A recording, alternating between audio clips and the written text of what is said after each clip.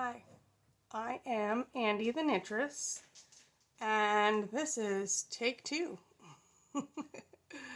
I filmed episode 30 last night, and I did the entire filming with my microphone off, because I usually have my microphone off for videos when I'm doing reels. Just that way there's no background noise, so I can add fun music to the reel easier without... Anyway, rookie mistake. Thank you for coming to check me out.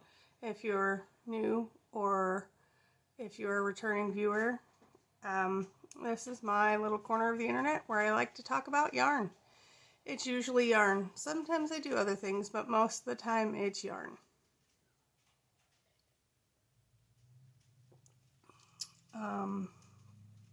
This feels weird because I've already done it all once, so I feel like I'm repeating myself. So hopefully I don't rush through everything and not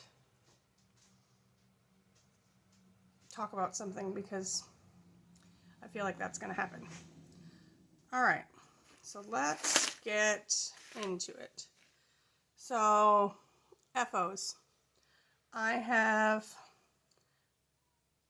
I have socks. I have socks that were all knit on my circular sock machine. But I did want to show a previous FO from last time, because I forgot to talk about something really cool that I did on the decreases on my sleeve. So this is my Hearth cardigan that I knit out of Primrose yarn in their Roan DK, and it is a raglan cardigan, so it has raglan shaping. Yeah, this is also raglan shaping. And what I did was, usually when you decrease on a sleeve, most of the time they will have you do all of your decreases in, side by side. So your beginning of a round marker will be in the center of your sleeve in the underarm, and then you'll decrease on one side of that marker, knit around and decrease on the other. So that makes a straight line of decrease, right? Kind of just like where this seam is right here. What I did, and I'm probably not the first person to do it, but I'm pretty happy with my results, was I did my decreases to where they meet the raglan line. So this right here is a raglan line. These stitches all right here were the stitches that got picked up underneath the underarm. And so I decreased on this side and this side until they met each other in a triangle. And what that did, and then I did a center double decrease here, which on a future sweater I will probably not do a center double decrease. The reason I did on this one is because it mimics this center double decrease right here. And what that does is that gives me just a little extra, less tension in there being a seam right here, which would run right under my arm. So just kind of, my armpit doesn't feel as tight or as restricting. So I'm pretty proud of that idea that just popped in my head. I don't know if anybody else has done that. I'm nobody is the first person, excuse me, well, somebody might be. Most people aren't the first person to do construction techniques that they come up with nowadays, because knitting's been around for a long time. So I just wanted to talk about that, because I completely forgot to talk about it last time. I just really, really like what that does for the feel of the sweater underneath my arm. So all of my FOs are socks, because it's all I've done this week is make socks. because I make socks for my shop and I make socks for myself. And then I have all of the extras so that I can make ball socks for my store. So, the first pair that I have done is I did my June colorway from Pretty Twisted Yarns, her Society of Super Secret Self Striping Sock Knitters, or something like that. I got it right last time. I don't know. Anyway, this colorway is called Laser Light Show, and I like roll top socks. They're kind of just like Roll City rollers that fit, minus the heel flap and gusset, because these were made on my Erlbacher, so it's just a short row heel, which is, you know, like a wrap and turn heel equivalent to, but so I've got 1, 2, 3 rolls on here. These just fit me really nicely. They have, you know, they're a little, you know, they kind of stay snug because of the rolls, but there's also room for me to walk and move, and I don't have small calves and ankles because I'm a big lady, so they fit me nicely. And this is just the sparkliest of sparkle yarn there is. Now on the black stripe here, you can see it looks a little gray. That is the Lycra that I carry throughout in when I crank these socks. I used silver Lycra throughout with this because the silver didn't show up as much. Didn't take away from the vivid rainbows there. So that is one pair that I did. I'm a little heavy on the Pretty Twisted Yarns this week because I'm a big fan. Teresa's an amazing woman, and she's just awesome. She has an amazing eye for color, and she puts a lot of thought into, you know, how the colors react to each other. And I am not a dyer. I make mud whenever I try to dye. That's why I leave it to my husband. Teresa, you know, all of the amazing indie dyers. But so and all of my socks are roll top socks this week because it's summer. They're the best. I don't need it to be extra warm and cozy. So I did this colorway was called Sunset Cliffs, I believe. So I did that colorway in a roll top, as well as there's a beetle in my juice. And I carry Lycra with all of mine, so you can see again there, the silver Lycra. You can see it in the black, but you can't really see it in the other colors. And then this pair I held pink Lycra with, so it just makes it a little more pink.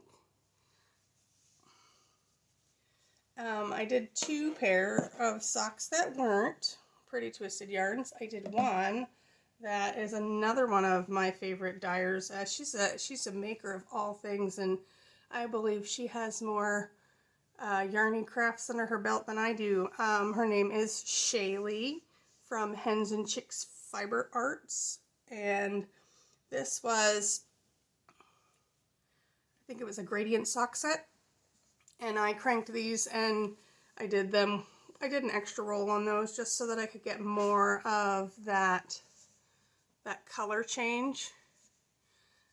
And the other sock I did opposite. So it's kind of fun how they end up being pretty much the same there at the heel, because, you know, it's an even gradient.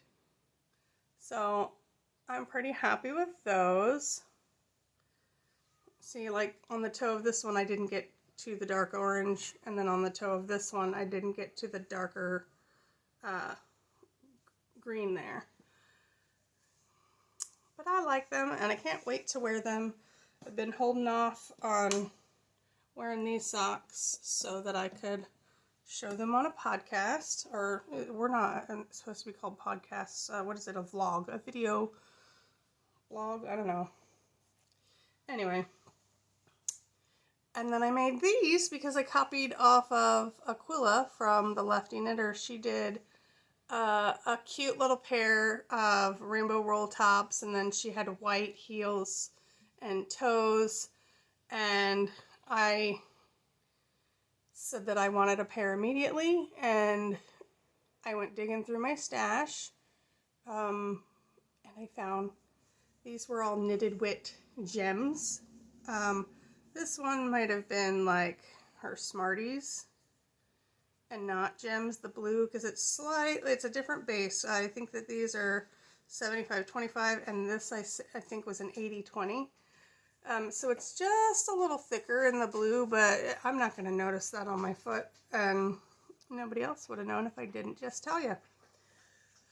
So I did this pair, and then, of course, because I like to have a left and a right sock, not really, that's not why I did it, I just like to do things opposite. I did this one opposite, so I started with the pink on one and the purple on the other, and just went the opposite directions. These socks, they kind of remind me of Fruit Loops, like Toucan Sam. I don't know, when I was Kitchenering the toe, I was just looking at it, and it was like, that looks like Toucan Sam for some reason. I don't know. Does it give anybody else those vibes? I think, so I might call these my Toucan Sam socks. Or my Fruit Loops, because these kind of look like little Fruit Loops stacked on top of each other.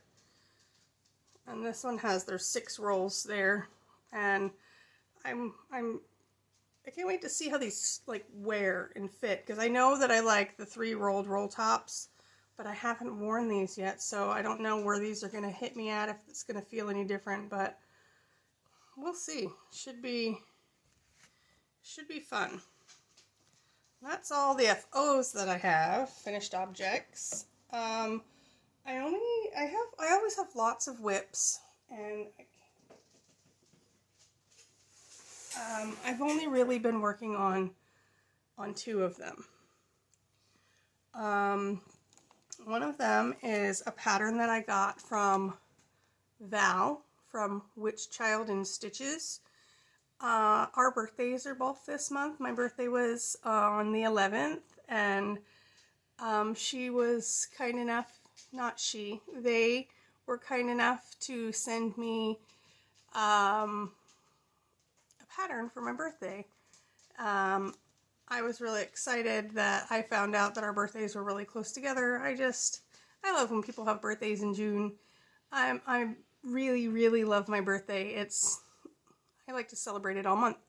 And so whenever anybody has a birthday in June, I'm like, oh, yay, we're birthday month friends. Yeah. So anyway, so she sent me a couple of patterns for my birthday. One of them being the one I cast on for my birthday. It was like my birthday cast on. And it is the Zaftig Tee by Sheila Toy Stromberg. In Zaftig, it's got like a little definition here. It says, Zaftig is having a full, round figure, shapely, womanly, curvy, curvaceous, voluptuous, statuesque. I concur. So I'm really excited. This has got some fun construction for me. Usually whenever I do a sweater top down, it's, you cast on the neck stitches and then you continue to, increase like a concentric circle for the yoke, etc., basic sweater pattern. It's got some fun construction in this, so I like when I get to do fun construction because it teaches me different techniques. And the cast on for this was Jenny's Magic Cast On. Now, mind you, I did the Turkish Cast On because I prefer that to the Jenny's Magic Cast On, but it kind of blew my mind because I've only ever done that with socks. And, you think you do that cast on and then you start going in the round. Well, this needed to be a flat piece, so it took me a second staring at the pattern, and I'm like, but wait, what do I do with the other side, I haven't worked those stitches, so they're just sitting there, but they're just sitting there, they're waiting. It's like a provisional cast on, because you could do that instead. But I pushed myself and I did that. I did the Turkish cast on, and I'm really excited. I'll show you in just a second. Knitting that in Zitron Fahrenheit. This yarn is so soft. It is 100% superwash merino, but it's 16 microns. So it is just so squishy, so soft, and in a very beautiful color. I think that the color that you see there is just slightly more saturated than it actually is in person. It's just slightly less.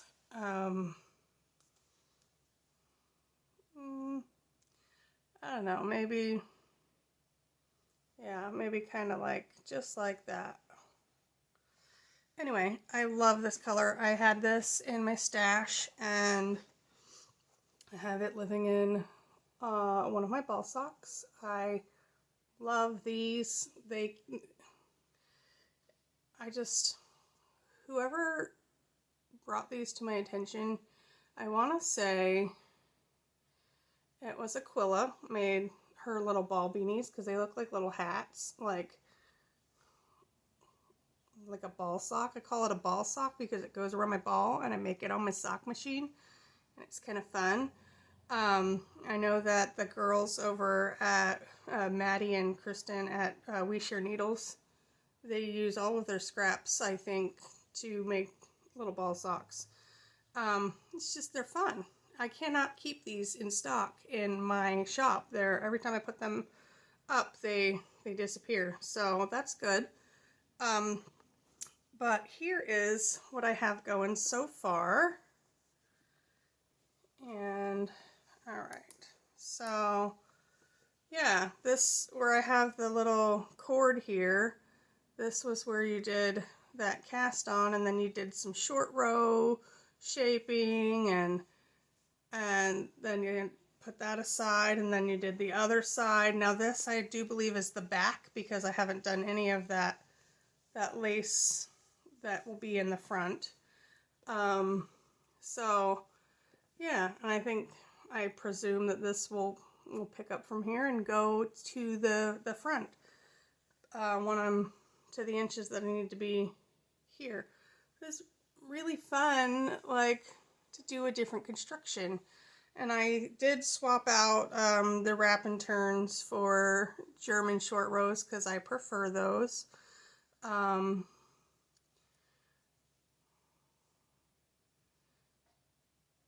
They're mostly invisible. I did mess up on one of them, and it's this one right here, and I'm kind of worried that it's going to stare at me when I'm wearing it. It's on my shoulder. I hope it doesn't, because I had to drop down and fix something below it that I had messed up, and I don't think I picked it up the right direction, and it's kind of too late now. Blocking will forgive that. So that is one of my whips. And the other whip I have is my Penguono. I mean, I have all the whips, but these are the two that I've been working on. And just slowly knitting is new for me. I don't know. I used to, like, speed things out in the past. But I had a lot more time on my hands to knit. And now I'm busy running a business. Alright, so I think the last time I showed this, it was just a panel, this panel in the back. I have finished that, and I have done the welts on both sides. So there's that set of welts. These were really fun to knit. Here's the welts on this side, and I am using some mohair and Plymouth Yarns Mushishi is held with mohair here, And I've got the Gamitolo Degradé 200. The orange is here, and I'm holding that. Since I didn't hold it with the mohair to give it kind of the thickness that it needed, I have 2 strands of fingering weight yarn. I kind of divvied my little, I have a little pumpkin. It's like a pumpkin candy dish. So it's shaped like a pumpkin, and there's a spider on its head, and all of my little tiny bits and balls of yarn go in there. So I went through there and I kind of separated them into little color families.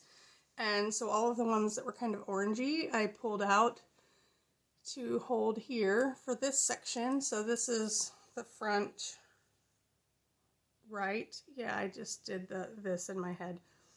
The front right. I like how that's turning out. And I've got some of my hand spun held here. Stephen West's, his construction is, it's fun. It gives you, it makes your brain work in a different way. Like, we make things and there's, you know, like classic sweater patterns and there's classic ways to make things, but what he does is he just looks at it from a different angle. It makes your brain work differently, and then you realize that all of the things you can do with these new construction skills that you've just been taught, it's just mind-altering, and I love it. I really like that with knitting, we're always learning something. I don't think I've ever been stagnant where I felt like, okay, I know all the things in knitting.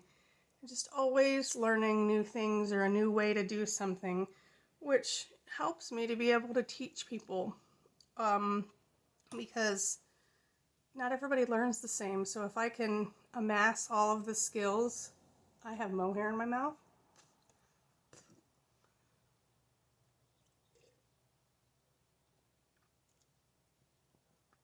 Okay, if I can amass all of the skills, you know, that are at my fingertips, then maybe I can use those to teach somebody in a different way. Because for me, it was always kind of easier to learn with hands-on and physical. And as a mom, I have learned that that's not the case for everybody. Some of my kids, they learn better through, you know, reading an instruction. I've never been that way. I assumed everybody learned, you know, as a child growing up, you know, I just assumed everybody learned the same way that my brain learns, but that's not the case. So I really like the construction, and I like his patterns. They always teach me something every time I do one. So this section here, I've gone with all of my purple little scraps and stashes, ones that had purple in them. It's making me happy to slowly knit on this whenever I decide to end my day. And these welts are just, how freaking awesome is it going to be to wear this? It's going to be so awesome. So that is, let me go ahead and take some of these markers out, and I will put one right in here so that maybe I can show my progress on it next time. And then I will do the same on my Zaptig. Be one of, you know, like a proper podcaster, proper vlogger. And put in progress keepers where they're supposed to be. I use progress keepers to help me count rows, just so that way I know, even if I'm supposed to knit a certain number of inches instead of rows, I like to mark how many rows so that if I have to repeat it on another side, then I know about how many rows it takes me to get there, and it just helps my brain kind of focus on that a little bit more. So those are my 2 main whips. This is living in my massive bag from Leela Styles. And I just love this bag. It holds all my yarn, it holds this big sweater and it's got a handle and a nice bottom so it can just sit on the floor next to my chair. I love it. Alright, so next we're going to do shop update, and then I have some questions for Q&A. So, let me move this out of the way, and this out of the way. And now I don't have everything that's in my shop, because there's a lot of things in my shop. But I figured whenever I do this, I'll just take a minute to kind of show you what's newest or what I'm really liking that I got in. I can't wait till the next episode when I can show you guys some yarn that's coming in from Pretty Twisted. I'm really excited about the two colorways that she has dyed for me. Exciting. One of them's called Pretty Knotty, because Pretty Twisted and TheKnottyKnittress. I kind of like it. She's crafty like that. But in the meantime, I got in... Yes, okay. So I brought in from Gypsy Yarns. Missy Bruno is with Gypsy Yarns. I brought in some of her yarns. I have worsted and DK. I have a worsted Peruvian Highland, and then a worsted 100% superwash, and then there's a DK that is 100% superwash, and one that is a wool blend. I'm just going to show you two of my favorites. If you want to see the rest of what I got from her, you'll have to take a peek at my website. That is TheKnottyKnittress.com. So this one is one of my favorites. I just love this color. It is called Sprout. And it's really fun. This would be really good for like a shawl, or if you've seen assigned pooling. You see how that color line splits in half right there? You could do some assigned pooling with that. I'd be interested to see how that would work up in like a color work yoke. It could be really fun. But this one is one of my favorites, and this one is a DK. It's 100% superwash merino. And the other one that's my favorite that I got is called Romance, and then this one has her older label on it. And it is called, I just said it's called Romance. It's 100% superwash merino on the worsted base. I really love this color. You've got shades of purple and the pink, and there's some black speckling, and it just really is it is a very romantic colorway. And I just like this pink color. I think I could do this color, but I won't. There is enough in the shop, I think, for somebody to do a sweater if they wanted to snag all 4 skeins. I think it would make a lovely little hat with a little bit of texture, you know, to kind of play on the colors. So that is from Gypsy Yarns, and I will have her shop linked below. I think right now she's kind of on hold with her Etsy shop, but the other thing I have new in the shop, I have a new color from Here in Colors Dye Works, and this color is so hard to show on camera and pictures. Oh, it's actually looking pretty good right there. When I filmed yesterday, I could not get it. It could be because I tried to film at night last night. It's a little quieter here in the summer at nighttime. And so I tried to, push it off to the end of the night, and we see how that worked out. So I got up early this morning before everybody else. People might wake up and have people noises here. But in the meantime, at least this yarn shows up pretty accurate.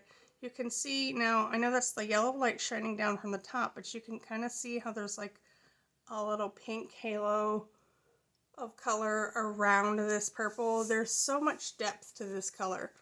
I just really, really love it. And this is called Crocus, and this is on the Watson Falls base, which is DK weight. I didn't fill out anything yet on the label, so I don't remember what the content is, but if you're interested in it, go take a peek. This is already active in the shop, so you can purchase that. And then another thing I got in is from the Fiber Co. And I really, really like this yarn. I used to, work with yarn a lot at the yarn store, and the Fiber Co. was always, they always had some of my favorite yarns. I really liked their Cumbria, which was like it had like a mohair in it. And their favorite yarn, my favorite yarn that they make is called Road to China. And I have a shawl that I made out of that. Let's see if I can pop in a picture here. I made it for a knit along that Aquila did, was it a couple years ago? I don't know. It was like knit something with your birthstone. And I'm a June baby, and so it's like pearl is my birthstone, or Alexandrite, which is it's like a cleary pink stone. But Road to China, they had mother of pearl, they had black pearl, they had a bunch of ones named after pearl. So I used those to knit the shawl, but it was like white and gray and then a darker gray. And that's not me. It's kind of bland. Like, it went with a lot of things, but I would never grab it because I like to have a pop of color. And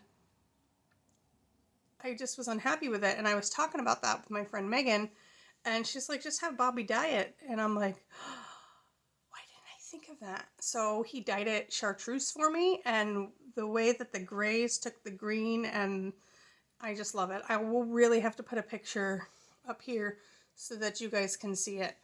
But anyway, that is from the Fiber Co. Well, I have never tried this yarn, Amble, which happens to be the June yarn of the month for Fiber Co. It is, I gotta stop getting fiber in my mouth. This is an easy wash merino, alpaca, and recycled nylon. They provide a whole bunch of information about how they come up with their yarns, and their whole principles are they want to harness the beauty of nature in a way that's gentle to our planet. So, and I just really like this yarn. It's so soft. There's I want to say like 355 yards, so it's a thicker fingering weight.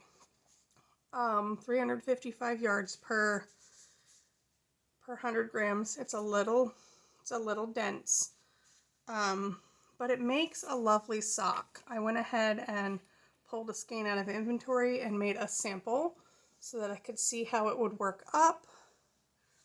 And it has such lovely stitch definition, and this sock feels very, very nice. I just really like it. I think these would be super cozy for the winter, fall even. It is their yarn of the month for June, so they recommend knitting with it in June. Well, you don't have to knit with it in June. It's just they have like a whole farmer's almanac. It's kind of cool. If I remember, I will put in a picture of that where they take one of their yarns and they say, knit with this yarn during this month. It's just kind of neat. But anyway, this color is called Helvellyn. Helvellyn. Yes, Helvellyn. Let's see. Can I show you that? No. Yes, right there.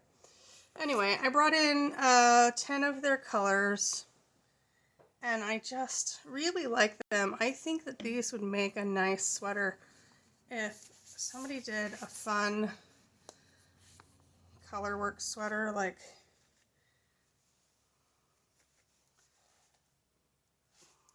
how cool would that be?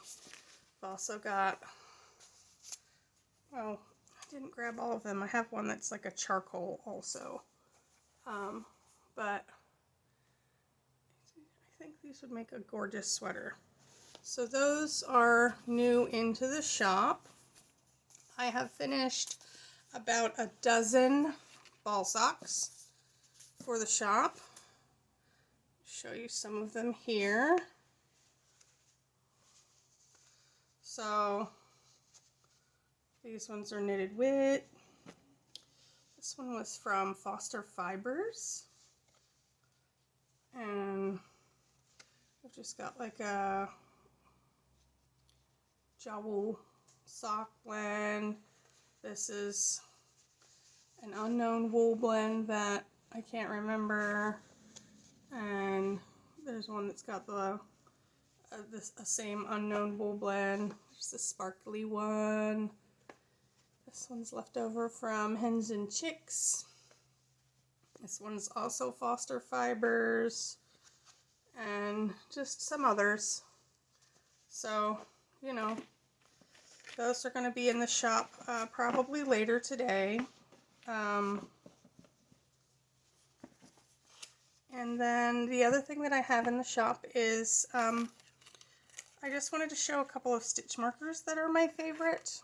Well, they're not stitch markers, progress keepers. I mean, the progress keepers. Yeah, the progress keepers that are on the lever back, you can use those as stitch markers as well. So I got some of these cute little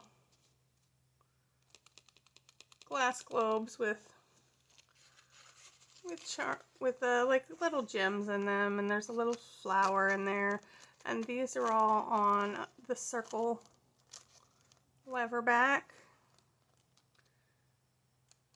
So those work up to, I want to say, a size 13 needle. I could be wrong.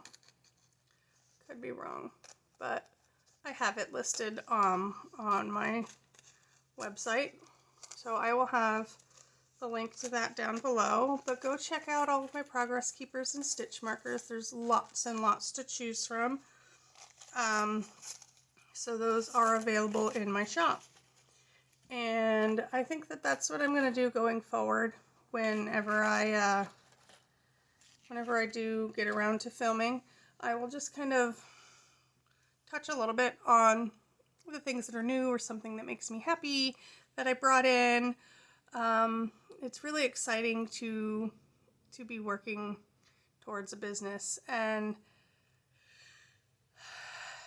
I have a business. It's just exciting to be working for it. Like, I'm happy to chat with customers and through email and answer questions and package up orders, and right now it's a good thing for me, and the more that it happens, the sooner I'll be able to open the doors to a brick and mortar, and then people can come shop physically.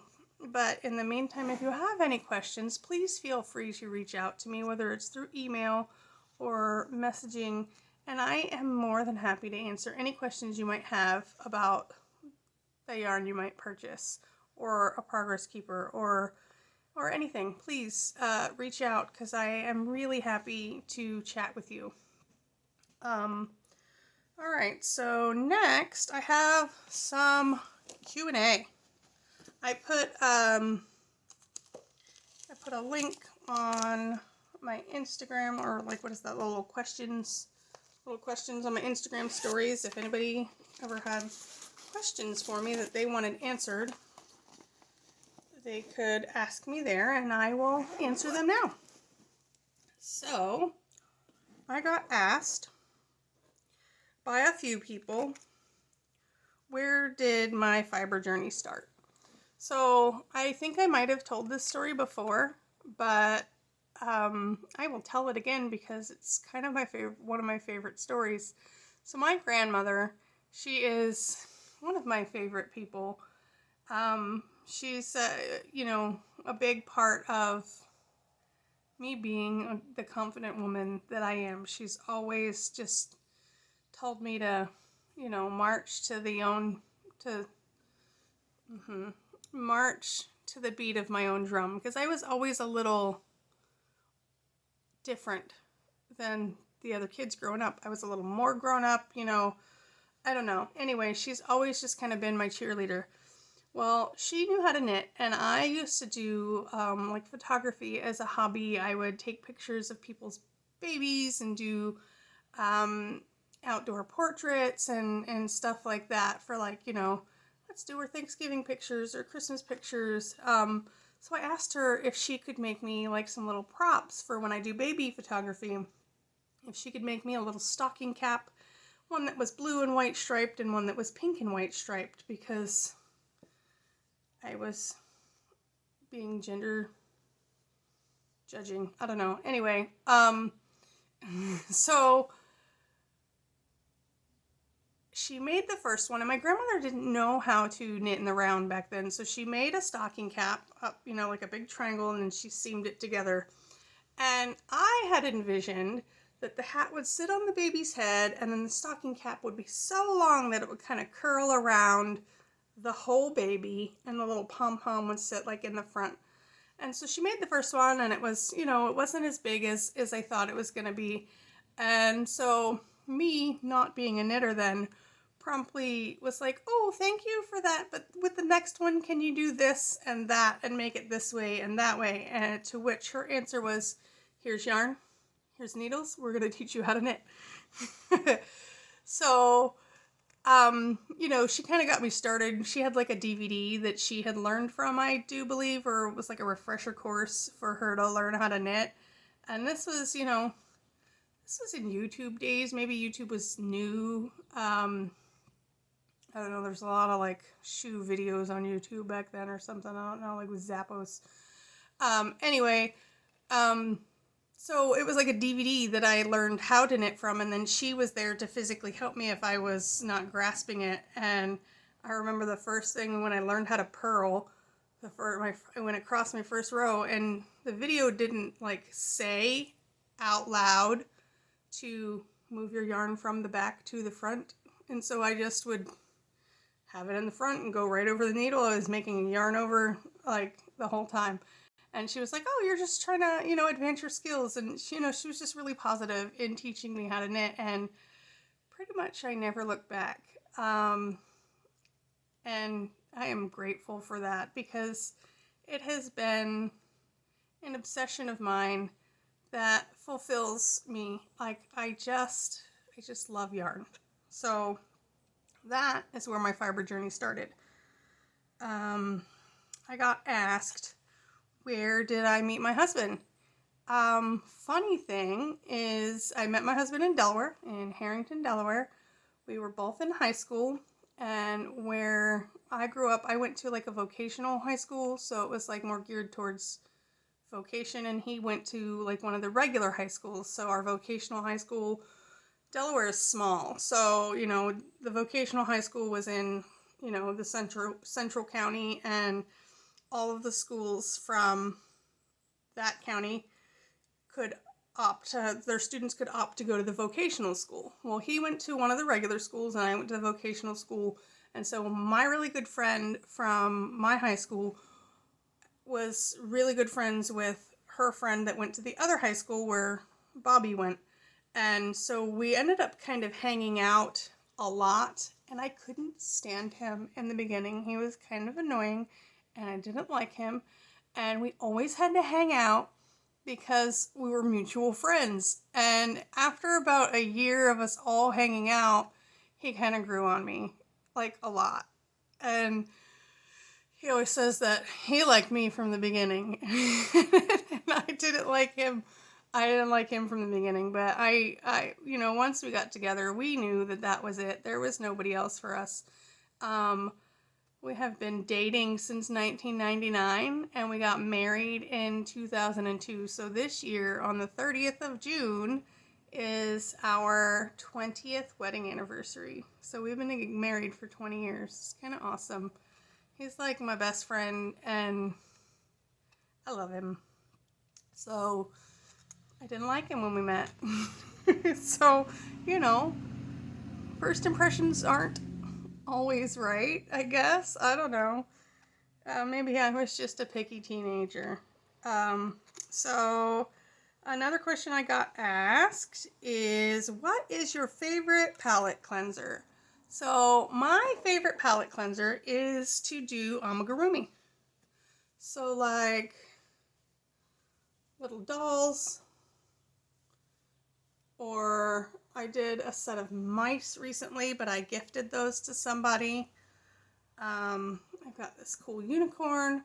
So I like to do things like this when I'm feeling like in a slump. And the reason that I like to do these is because, you know, when you knit a sweater, it's broken down into pieces. So, you know, you have your yoke, you cast on for your yoke, assuming you're doing a top down. And then, you know, you got your neckband. Check that off. You're done with that pretty quickly. And then you do your yoke. And that takes a little while, well, for me, because my yoke's got to be big. And so that takes a chunk of time. And then you split for the sleeves. So, you know, you get to check off that. You're done with your yoke. You split for your sleeves. And then you have to knit the body. And that takes a chunk of time. And then you've got 2 sleeves. So sometimes it feels like it just drags on, even though it really isn't. It's none of it drags. It's all knitting. But sometimes it can feel that way. So I like to do little things like this. Or like this. This is me. What? See our hair, we match? Because, you know, each step you do a leg. You're done with the leg. You do the other leg. Oh, I lost a shoe. You do a shoe. You do the body. It doesn't take that long. And then an arm, and then the head. And you have all these little steps that you kind of get to check off a little faster because it's a small project. And so it kind of gets me back in, gets my mojo back. And I just like to do them. So whenever I don't have many of them, but whenever I get like that, I do one of these. This little sea monster. I have a whole bunch of books with like Edward's Imaginarium. I think both of these were out of Edward's Imaginarium. I think the unicorn was just a Ravelry pattern that I found, but I have a bunch of books with little tiny things like that, so whenever I get bored, I will make something of that. I have a whole book I got recently that has food, like little food in it. I make like an avocado or something next time. But yeah, so that's my go-to when I get into a slump. Palette cleanser. That's my go-to. All right, what's next on the list? What is your favorite dinosaur? I don't know what it's called. Littlefoot. Like that kind of dinosaur. Like, what are they like? Are they a Brontosaurus? No, I don't think it's a Brontosaurus. Because that one's got like the bump on its head. Kind of shaped like a Littlefoot. Is it a Diplodocus? I don't know. I'm not a big like dinosaur person, but those ones they're my favorite. Like that shaped dinosaur. What do you prefer? Coffee or tea? Coffee all the way. Didn't always used to be coffee. It was not always coffee. I actually didn't like coffee until I was like 30 years old. Until I was 30 years old. I was pregnant with my daughter, and I never hated the smell of coffee. It always smelled nice. Like I could go down the coffee aisle in the grocery store and it smelled nice, but I was never one to drink coffee. I just don't, and I still don't have a palate for like black coffee. I wish I could like black coffee and not have to put stuff in it, but I just can't drink that bean juice. Gotta have something in it. But I was pregnant with my daughter when I was 30 years old, and I just craved coffee. My husband was always a coffee drinker, and we lived with my grandmother at the time, and she's a coffee drinker. And I was just like, all right, make me a cup of coffee. I gotta try it. Well, my husband likes iced coffee, so he made me an iced coffee, and I was hooked. And I haven't looked back, and so I love coffee. try to drink tea, like, you get the fun little tea packets when you get yarn from indie dyers and such, and I can't. I don't know if I'm not doing it right. I don't have that palate. Like, I feel like people who drink black coffee also like red wine. Is that a thing? I don't know. You guys should tell me down below. If you like black coffee, do you also like red wine? Because I don't like red wine. Maybe I haven't had a good one, but it's too bitter for me. And then black coffee, it's just too bitter. My palate can't get past the bitter to taste like the flavors in it. I wish I had a better palate. Can you train your palate differently? I should look into that. Because I would love to love black coffee and red wine, but I just don't have that palate. So instead I have oat milk and Splenda in my espresso. As we have a little espresso machine. And I used to get, like, here locally we have Dutch Brothers or Dutch Bros. And I used to just get their iced coffee and stuff all the time. And, when pandemic hit, they're not going anywhere. So Bobby would just make coffee all the time. And Bobby's really good at making coffee and it would taste good. And then we got an espresso machine. And I can't go there anymore. It tastes watered down whenever I go get it from there. Like, it's not as rich and flavorful as when I make it at home, which is awesome. Because it used to be the other way around. I used to not like to have coffee at home and I'd rather go buy it. So now I save money that way. All right. I got asked, what are my favorite knitting needles? So my favorite knitting needles are Chow Goo Red Lace. All the way. I used to be a Hiya Sharps girl. And I don't mind them. I have gifted them all to a friend though, but because I just love my Chow Goo, that cord and the tip on them, it's perfect. That I have no need to get other needles. Doesn't mean I won't. I don't have a need for it because I have like all of the interchangeable sets for the Chow Goo. The Chow Goo Red Lace. They're just my favorite. They're my favorite. What is my favorite movie? I can't tell you that because I don't have a single favorite movie. I have several favorite movies. Beetlejuice, Hocus Pocus, Drop Dead Fred, Witches of Eastwick, Death Becomes Her. Yeah, there's too many movies to pick from. I don't know. I guess if I absolutely had to say one, it would probably be Beetlejuice because I could just watch that movie every day. Probably. Or Hocus Pocus. See, no, I can't pick one. That's too hard. Oh, Nightmare Before Christmas. Oh, yeah, no, see, that's too hard. That's a hard question. What is your favorite snack? String cheese. String cheese is my favorite snack. Hands down. What is your favorite podcast? I don't have a favorite one. I mean, I have a whole queue of them that I like to watch. Chevy Row and A Lefty Knitter and Pretty Twisted and Quirky Monday and Happy Little Yarn and Happy Knits. Is it Happy Knits? Happee. She hasn't done one in a while. Andrea the Cat Lady. 72 Stitches. Knit All the Yarn.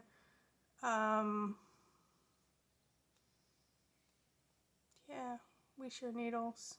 Like, I like them all. I love knitting podcasts. All of them? Is that the answer? I don't know. Mace of Skeins. I've been recently watching Skein Witch. I really love her little purple sign that she has behind her and her whole setup. Penny Moons. There's too many. What is she, the Fibromancer? Yeah, no, I can't pick a favorite podcast. That's not a fair question. That's not nice. What project are you most proud of completing? Usually it's the last one that I did, honestly, because I pick things that teach me things, that I can learn things, but this wasn't the last thing I did, but I am really proud of my Vertices Unite. I'm not a shawl knitter most of the time, honestly. So I'm pretty proud of this. It's interesting construction. I learned a lot of new things, and it was broke down into easy chunks, you know, because you just do one chunk. You do this chunk, and then you go and do this for a little while, and then you do this for a little longer while, and then etc., etc. So, and the I-cord bind off around the whole thing. Like, I didn't skip out on any of the instructions, and I did the big one. So I would say that this is probably my most proud project that I have completed. I mean, I'm always proud of all of the things that I make, but this one, because I'm not a shawl knitter I'm a sweater knitter. I'm a sweater knitter by choice. So this one, I liked this one so much that I cast on a second one. It hasn't got much love, but I do have a second one. I love this purple stripe right here, where it's extra thick, and it's supposed to be like this. This was a fun Zoom chat with Chevy and Johnny and Aquila and a bunch of other people, and I just wasn't paying attention, and I did that. So yeah, that would be my most favorite or proud project that I'm proud of completing. I got asked, when am I going to voyage to the East Coast? I grew up on the East Coast in Delaware, and I have most of my family is there, and I have a really good friend, Vanessa Nitty Witch. She lives there. See, that's another podcast I like to watch. She lives there, and she's like my first fiber friend, her and my friend Randy. So I would love to go visit them, as well as meet all the new people that I now know that live on the East Coast. But I have high anxiety about traveling. Really high anxiety about traveling. So much so that I don't leave like my circle of comfort, you know, travel-wise very often, because I was in a car accident when I was younger. When I was 13 years old, I was in a car accident, and I'm terrified that if I fall asleep when I'm traveling, that I'm going to wake up and people are going to be dead. Sorry to drop that truth on you, but in all honesty, that's why I don't travel. I know it's all psychological, but when something like that happens to you, then it's like PTSD. It really is. So I don't very often travel outside of my comfort zone, unfortunately. One day I will, and the stars will align, and I will do it. I mean, I made the voyage from Delaware to Oregon.